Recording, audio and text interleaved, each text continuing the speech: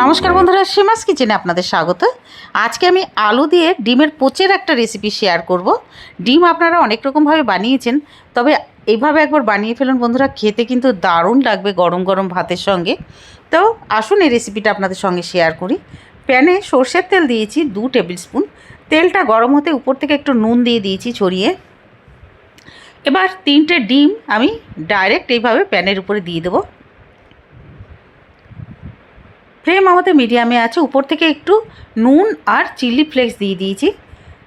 2 minute পরে নামিয়ে নেব এই ডিমের পোস্টটাকে। এবার ওই তেলের মধ্যে 1 চামচ জিরা আর তেজপাতা আর শুকনো লঙ্কা দিয়েছি, সঙ্গে 2টো ছোটো এলাইচি দিয়েছি, মাঝখান থেকে একটু ফাটিয়ে নিয়েছিলাম মুখটা। এবার পেঁয়াজ আর 4 পিস রসুনের পেস্ট আমি দিয়ে দেব। দিয়ে এবার ভালো করে মিডিয়াম ফ্লেমে এটা কষিয়ে নিতে হবে। এবার দিয়ে দেবো টমেটোর পেস্ট, টমেটো আর কাঁচা লঙ্কার পেস্ট দিয়েছি। 4টে কাঁচা লঙ্কা আর ওই একটা যে মিডিয়াম সাইজের টমেটো ছিল ওটার পেস্ট আমি দিয়ে দিয়েছি। দিয়ে ভালো মতন কষাতে হবে মিডিয়াম ফ্লেমে।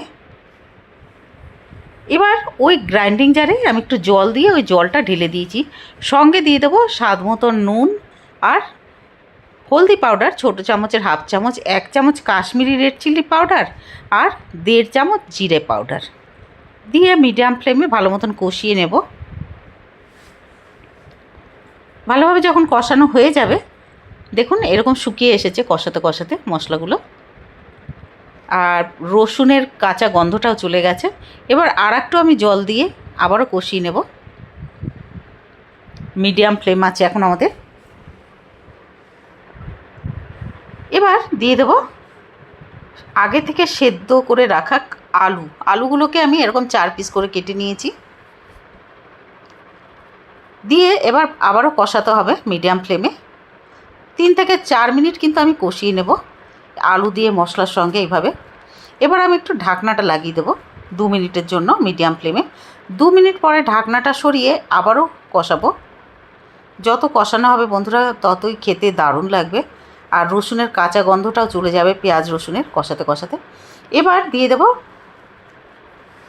গরম জল, 1 কাপ গরম জল দিয়েছি আমি। দিয়ে একটু নাড়িয়ে তারপরে ঢাকনাটা লাগিয়ে দিয়েছিলাম 3 মিনিটের জন্য। 3 মিনিট পরে ঢাকনাটা সরিয়েছি, দেখুন ঝোলটা কিন্তু ফুটতে শুরু করেছে। এবার দিয়ে দেব আগের থেকে যে পোচ বানিয়ে রেখেছিলাম না ডিমের, ওই পোচগুলো দিয়ে দেব।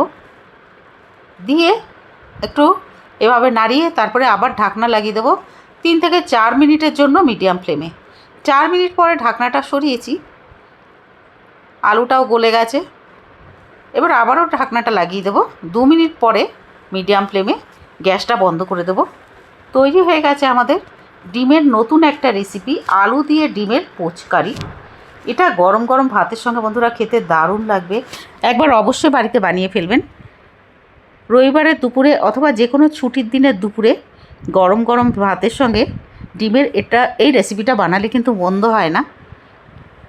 আমি গরম গরম ভাতের সঙ্গে খাবো। পুরো ভিডিওটা দেখার জন্য অনেক ধন্যবাদ বন্ধুরা। আর ভিডিওটা ভালো লাগলে প্লিজ লাইক করে দেবেন, শেয়ার করে দেবেন আর সাবস্ক্রাইব করে দেবেন। কমেন্ট করে জানাবেন যে ডিম দিয়ে পোচ দিয়ে আলুর এই রেসিপিটা কেমন লাগলো। পুরো ভিডিও দেখার জন্য অনেক অনেক ধন্যবাদ।